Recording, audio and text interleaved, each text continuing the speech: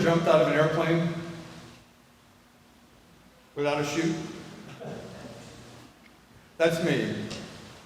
I have no notes. Breaking the rule I established for public speaking when I was 35. But it's not my message, so let's see what happens. Back in February, right around my 70th birthday, we had Scout Sunday, if you remember. And like the first 3 pews were full of people who usually are not here. And most of them were young people. And that morning, Ken gave the homily, and it was his best one yet, until he gave his next one, and that one was better. And that's the way it goes. So on the way home, I got this thought. It came into my head, and what would I have said to these people who don't usually come here, who most of them are young? I have advice that I've given to my children and my grandchildren, and probably my favorite one is, don't eat yellow snow. It's good advice, but it's got 3 problems. It's geocentric. I mean, you have to know what snow is. And it's best delivered when there actually is snow on the ground. And you really can only do it once when you're a grandfather, because if you do it more than once, they all think you're losing it. But seriously, what could someone who's in his last 2 decades of life possibly offer to someone who is in their first 3 decades of life? And the reality is, with all my life experience and all the things that I've done, I really only have one tool in my bag. There's only one card for me to play. And that's to tell them about the truth, the gospel, the good news of Jesus. It's probably the most important thing that we can tell anyone. That Jesus came, God in a body, spent 3 years with us, bringing us something new. That the kingdom of heaven was actually here on earth, the kingdom of God. And he spent all this time explaining how we should relate to each other in his kingdom. And he invited us to join his kingdom. And if you remember, the caveat is, you can join the kingdom of God if you believe in Jesus. But that's a lot, right? That's a lot to dump on somebody who comes to church once a year, especially young people who really, don't. So I'm going to try to approach this from a different standpoint. And I have to ask somebody who is in the first 3 decades. So I'm going to pick on Josh. Have you ever heard the expression, play the long game? Yeah. So if there's a long game, there has to be a short game, right? The day I learned about right is the day I learned about left. And the day I learned about up is probably learning the hard way. I learned about down. And there's in and there's out. So long game, there's a short game. So for my example, the short game is going to be all those things that we think are true to us.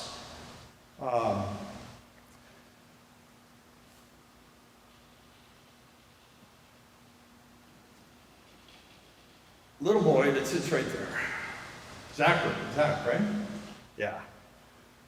So if he was here, I was going to say, and he's not. So if I was going to say, we go to the same school, we're in the same class, he's the cool kid. I've never been the cool kid. Quite the opposite. But I get it in my head that the reason he's cool is because he always wears cool socks. So I'm going to have my mom go on Amazon instant and get cool socks for school in 2 days. Put my socks on, I go to school, I'm a little apprehensive, but I'm feeling pretty positive about this, and I am now going to be one of the cool kids. Only to find out that everybody laughs at me because now I'm trying to be like Zach. those kind of fears. So for this description, let's call the short game the game of fears. And we all have them. And I wrote down a couple of them because this I was not going to remember. Top 10 fears, 2023. Corrupt government officials, economic financial collapse, Russia using nuclear weapons, the U.S. becoming involved in another war, people I love becoming seriously ill, people I love dying, pollution of drinking water, biological warfare, cyber terrorism, not having enough money.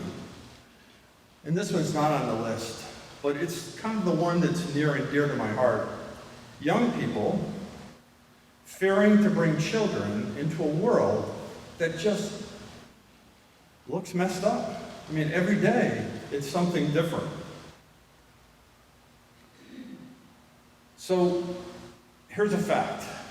Whether you play the short game or the long game, if you started here and you end up here, you're going to travel along the same timeline. You can go through your life having a bunch of fears that hold you back, or you can just play the long game. And also for this example, in case you haven't guessed already, the long game is following Jesus. Because what Jesus told us is, don't fear. You're never going to die. This water sack that you inhabit, yeah, that's probably going to die. But the essence of who you are is going to live forever in the kingdom of God. So whatever happens, it doesn't matter whether your timeline was this long or this long. We all who believe in Jesus end up in the same place. We all live forever. If you read the book of Genesis and talk about creation, God said he created man and woman, and he was pleased. We are his crowning accomplishment. Each one of us is capable of doing anything in his name, anything. But imagine if we were all together working toward the kingdom, of what we could do, of how we could fix this messed up world. What can stop us? Fear. You know this to be true.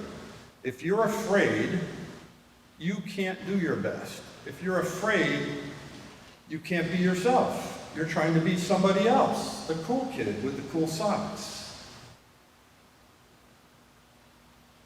If you play the long game, you can live fearlessly, without fear, as a child of God.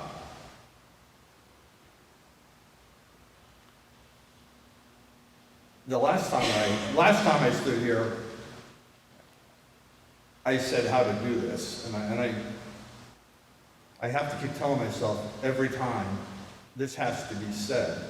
So how do you make this happen? You just say, Jesus, I give you my life, and you lay everything down right at the foot of the cross. It's a decision that we have to make. There's lots of things that we know to be true that we can't see. If I drop my wallet, it's not going to go to the ceiling, right? It's going to go to the floor. It's gravity. You can't see it, but it's true. So I'm proposing to you the same is true about the kingdom of God. You can't see it, but it's true. And if you buy into that, and if you lay your fears at the cross, I can guarantee you can live fearlessly, and you can do anything in the name of God.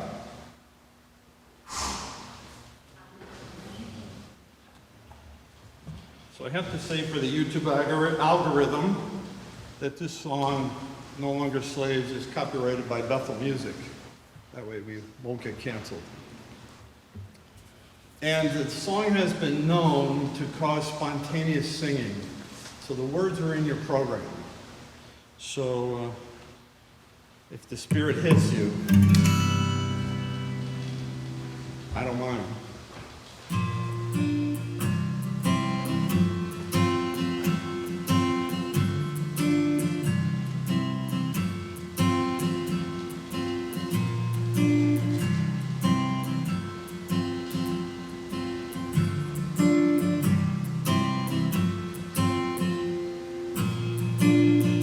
I'm no longer a slave to fear.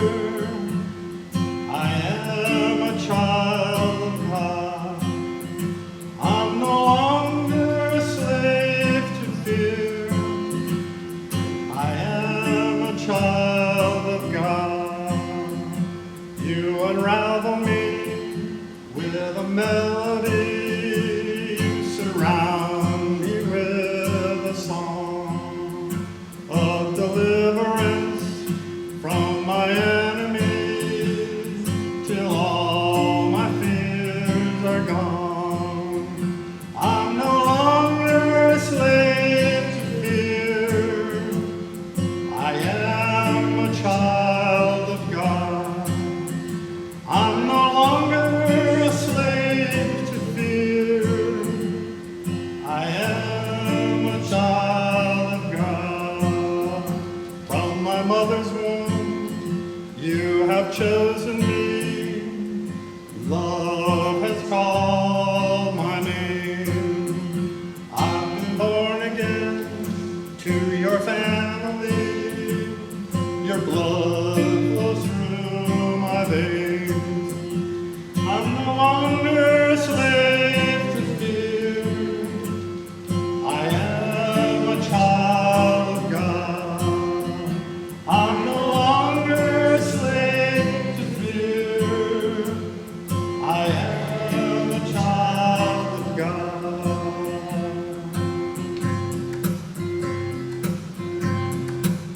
You split the sea so I could walk right through it.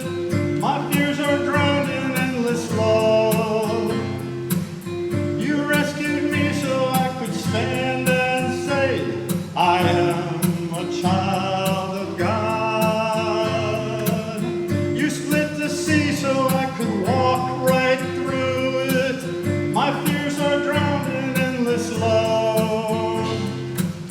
You rescued me so I could stand and say, I am a child of God. Yes, I am a child of God.